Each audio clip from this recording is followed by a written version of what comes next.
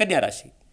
ಕನ್ಯಾ ರಾಶಿಯವ್ರಿಗೆ ಸ್ವಲ್ಪ ಕಾಲು ನೋವು, ಸ್ವಲ್ಪ ಕಾಲಲ್ಲಿ ಒಂದಷ್ಟು ಸಣ್ಣಗೆ ಏನಂತಾರೆ ಸ್ಕಿನ್ನು ಸ್ವಲ್ಪ ಏನೋ ಡಿಫ್ರೆಂಟ್ ಆಗಿರುತ್ತೆ. ಅಂದ್ರೇನು ಬೇಕು ಅಂತಲ್ಲ, ಕೆಲವು ಸತಿ ಏನಾಗುತ್ತೆ ನಾವು ಅಂದ್ಕೊಂಡ್ಬಿಡ್ತೀವಿ ಕೇತು ಕನ್ಯಾ ರಾಶಿಯವ್ರಿಗೆ ತೊಂದರೆ ಮಾಡ್ತಾನೆ. ಇಲ್ಲ, ಕೇತುರ್ ಕುಲೋನ್ನತಿ, ನಿಮ್ಮ ಮನೆಯ ಮಕ್ಕಳು ಅಥವಾ ನಿಮ್ಮ ಫ್ಯಾಮಿಲಿಯವರು ಶೈನ್ ಆಗುವಂಥದ್ದು ಅಥವಾ ಕೆಲವೊಂದಷ್ಟು ಸಾಧನೆಗಳು ಮಾಡುವಂಥದ್ದಿದೆ, ಅದನ್ನು ಖುಷಿಪಡಿ. ಎಲ್ಲ ನಾವೇ ಸಾಧನೆ ಮಾಡಬೇಕು ಅಂತಿಲ್ಲ, ನಿಮ್ಮ ಫ್ಯಾಮಿಲಿನಲ್ಲಿ ಒಂದಷ್ಟು ಅಚೀವ್ಮೆಂಟ್ಗಳಾಗ್ತಿರುತ್ತೆ.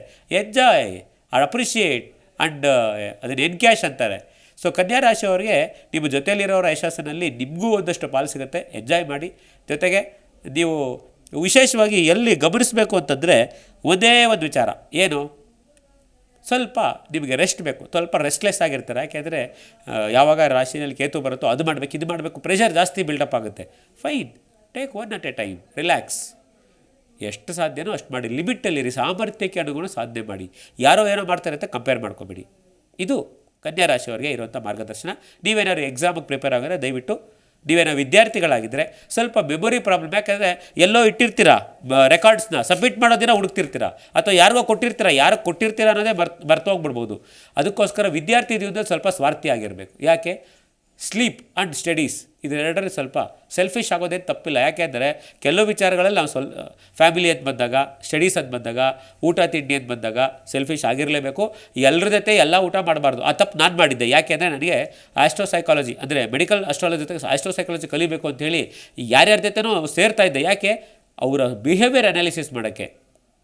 ಆಮೇಲೆ ಅರ್ಥ ಆಯಿತು, ಇಲ್ಲಿಗೆ ಲಿಮಿಟ್ ಮಾಡ್ಕೊಳ್ಬೇಕು ಅಂತ.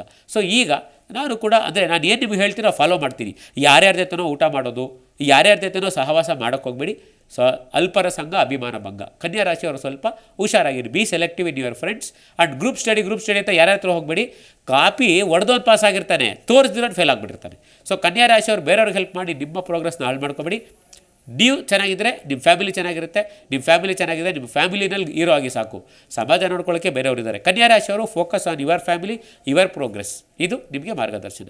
ನಿಮ್ಮ ಜಿ ಕನ್ನಡ ನ್ಯೂಸ್ ಚಾನೆಲ್ ಈಗ Sun Direct number 292, U digital number 162, City cable number 51, GTPL number 17, Abhishek cable number 821, Rockline telecommunication number 51, Shri Basaveshwara cable number 60, Vinayaka digital number 53 ನೆಟ್ವರ್ಕ್ಗಳಲ್ಲಿ ಲಭ್ಯ.